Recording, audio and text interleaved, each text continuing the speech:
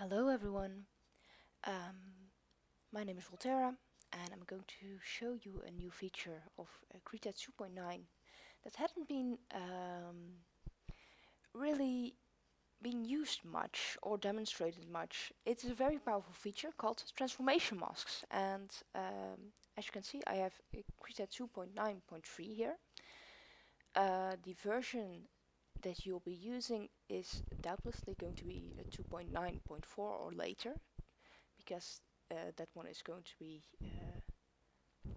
released from my perspective tomorrow. Um, so what are transformation masks? They're non-destructive transforms. So if I make like a little smiley face here, like normally you would just you could just transform it and it would be transformed. There would be no way to go back to the normal smiley face. Now, if we add a transformation mask, however, and we select the transformation mask, and then we rotate it, we can always turn off the transformation mask. What this means is that we can add things to it, or what it also means is that we can change the transform again.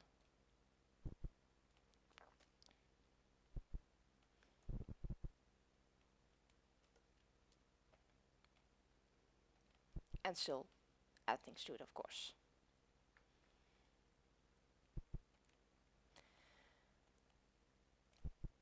There's a difference being made between the affine transforms, like the free transform and the perspective transform, which both update immediately, and the more heavy transforms like warp, for example. Because warp, as you can see, it doesn't update immediately, but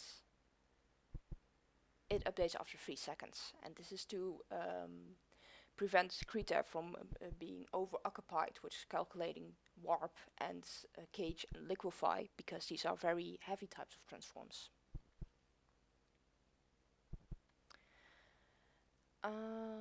Yeah. So we'll delete this layer and we're going to make a group layer. Going to make one paint layer with a circle, another paint layer with the happy face. And what we can do then is that we make a transform mask on the group layer. So, and we can edit all elements of it.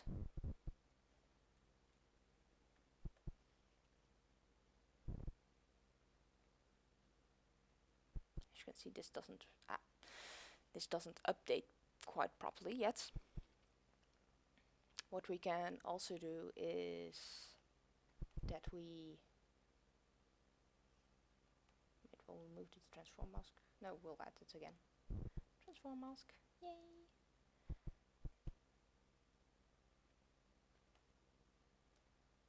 Like this. And we can have a transform mask on this thing. Here, on the smiley face. So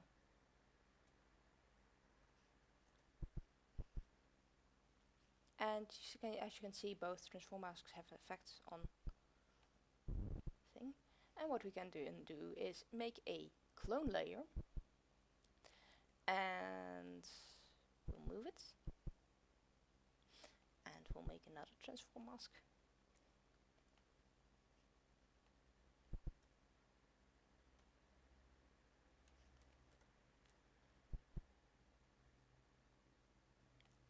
And as you can see, if we add a little nose to this, everything gets updated immediately.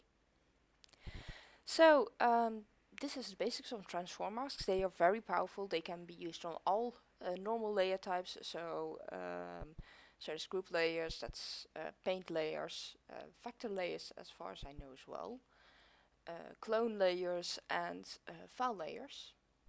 And you could technically want to use them on fill layers, but I'm not sure why you would want to do that. Let's try this out. So yes, yeah, you can use them on fill layers as well. So you can finally have your rotate fill layer. It's only Krita doesn't really update the boundaries very well.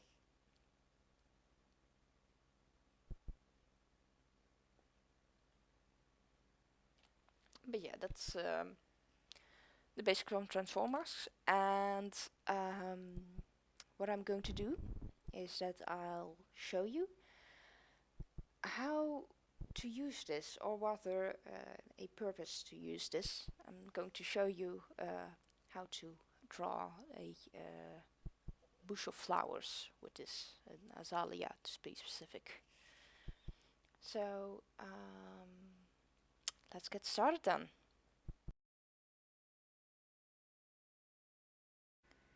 First off, we're going to get an image from Wikipedia and we're going to drag and drop it into Krita for reference. We then arrange the two layers so that I can actually draw on it, because I'm left-handed, so I prefer to have my canvas on the left. We draw the trunk very crudely, based on our reference.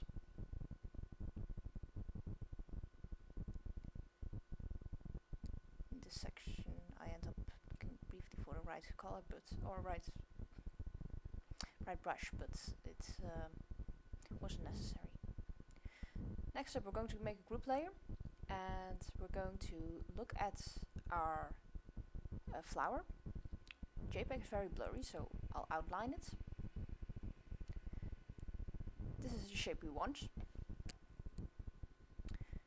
Then we're going to pick the right color.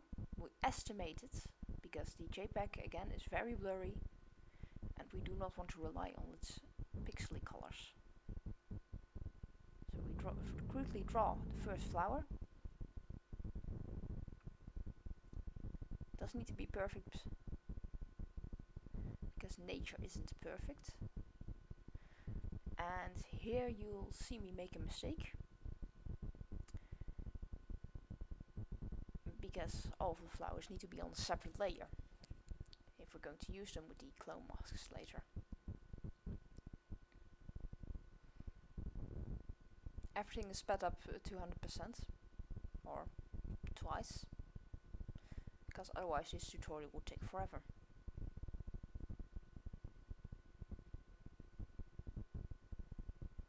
We make about 7 flowers from different angles, so that we can we have some flexibility in arranging them later on. Using only one flower would have been impossible,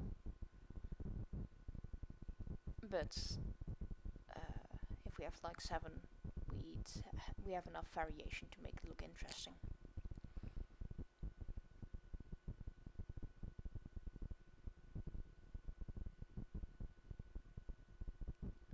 We only have to have like one side of it, because we can use the transformation masks to rotate them later on.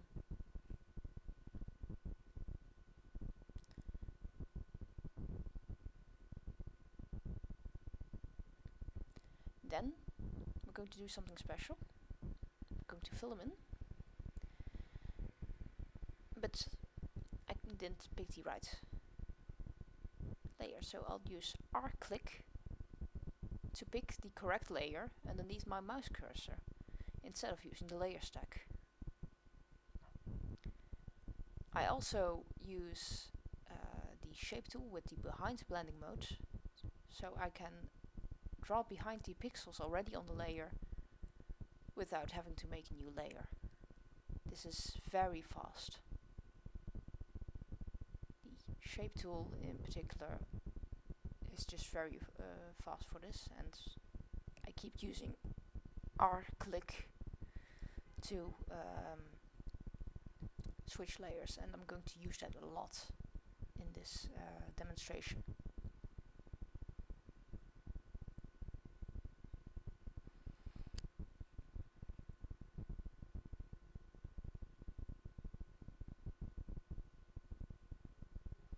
So now we've filled all the flowers, and they're all in separate layers.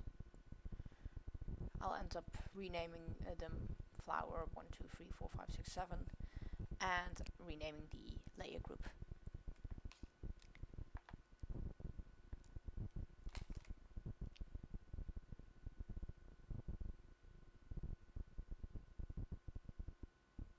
And that was it.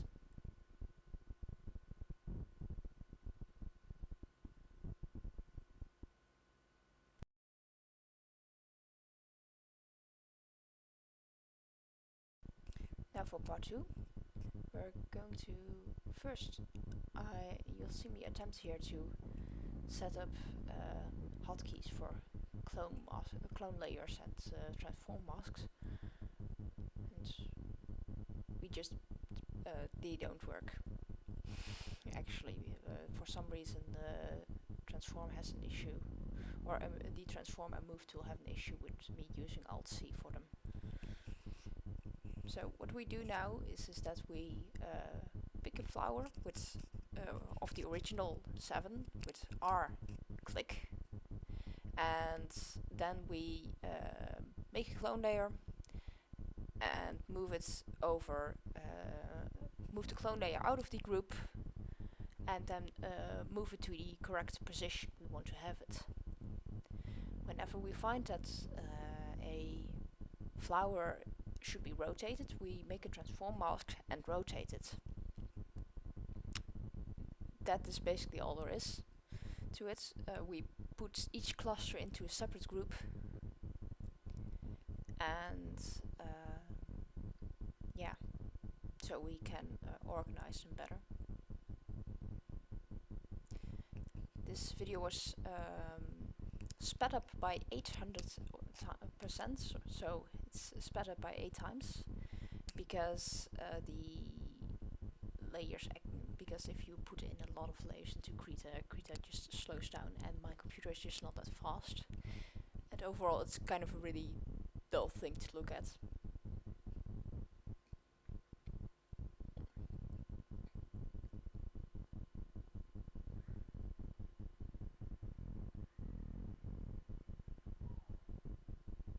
Well, still to look at its normal pace.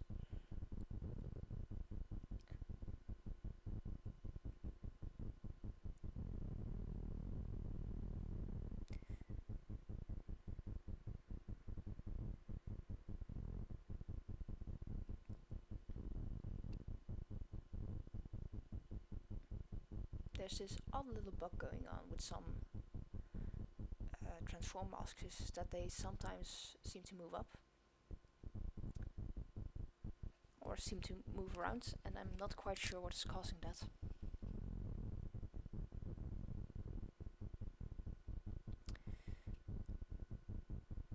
So we're on the 4th cluster already. This one is going to be a big cluster.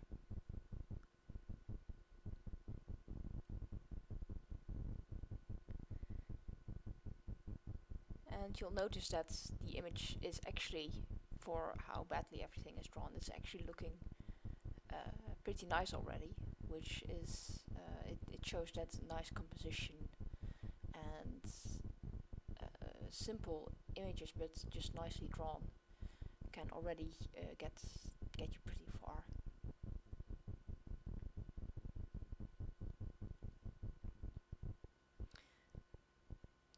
Krita has gained multi-layer selection 2.9, and you can use it to select all the layers and then drag and drop them into a group layer.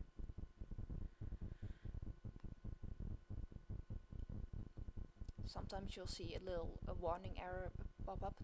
Sometimes it's the shortcuts not agreeing with me, but sometimes when you try to save Krita and you're using a lot of transformation masks or a lot of filters, then Krita is still busy trying to process these filters, but doesn't really show you in the UI. This is a bit of a bug, and we're trying to figure out why it is, but Krita nowadays tells you like, Krita may be processing something, please wait. So just wait for about 10 seconds to a minute, depending on what kind of filter you've been using, and then try saving again. Because Krita can't save something that's trying to edit. So now we're almost done. We'll just add a few. Okay. We'll add a few more flowers outside of the clusters to just get this natural feel.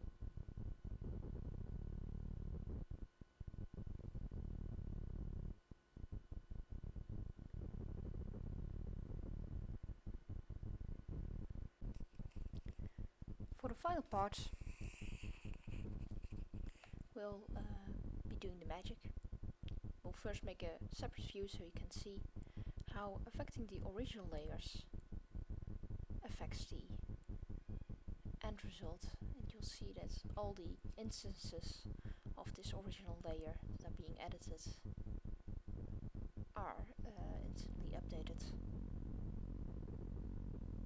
making this just a really, really powerful feature. It's always trying to find what you want to do with a style, especially because you need to make it consistent. Views are actually kind of really useful, especially in sub-window mode, because you can rotate and change the look of a view, while at the same time keeping a overview in the other window, and they won't affect each other in that manner.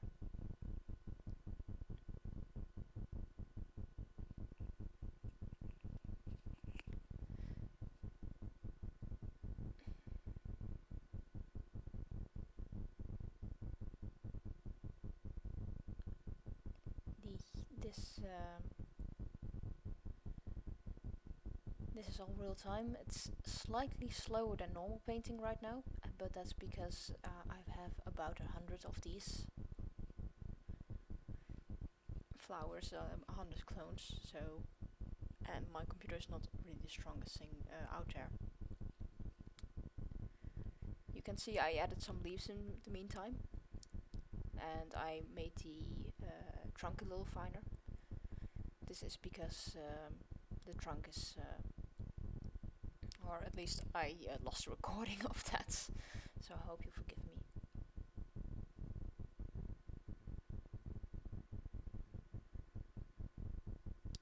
But yeah, we've suddenly painted all the flowers. Now we're suddenly painting all the leaves. We're going to add some extra shadows later, and we'll be doing that with blending modes. But first we'll finish rendering the leaves.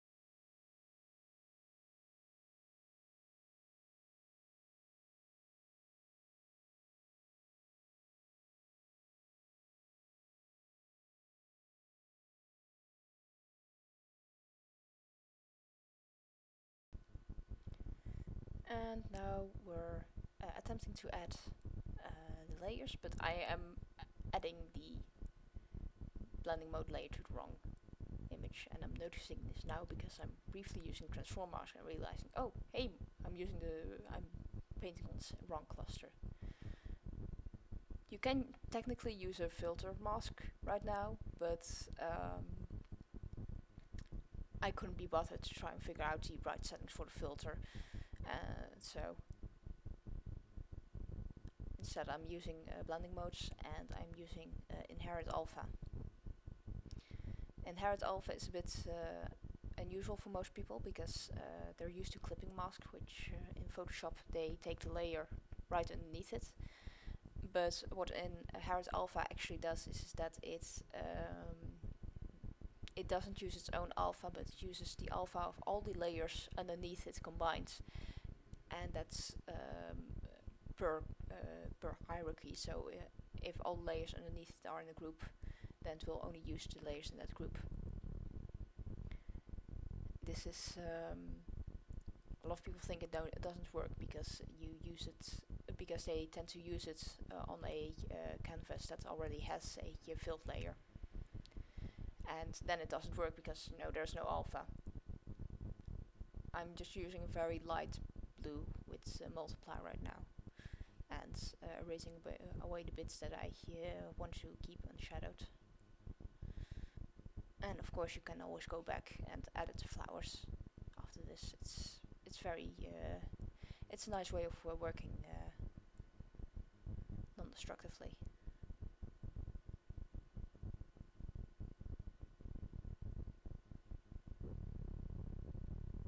We'll do the same thing with leaves.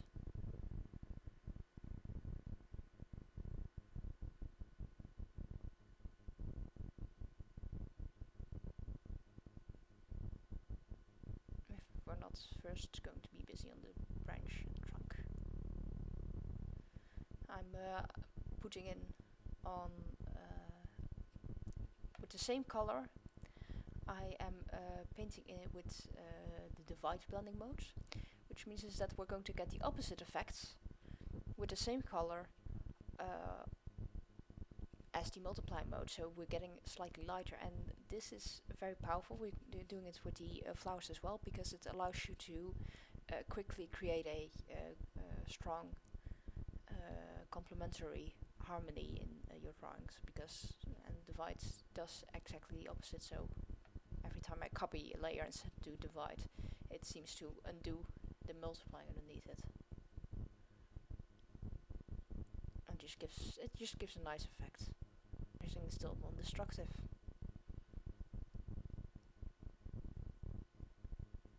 The leaves didn't really need it, but completion. I then add everything to a single group layer, and I will make 2 more shadow layers to finish it up. It now takes a long while to get things into group layers, because there must be like 100 layers in this thing, and it might be just pushing Krita a little. Krita thinks this is incredibly difficult. And to be fair, my computer is really, really weak. It's a laptop with a dual core and nothing more than OpenGL 2.1 and 4 gig of RAM. But yeah, it's finished.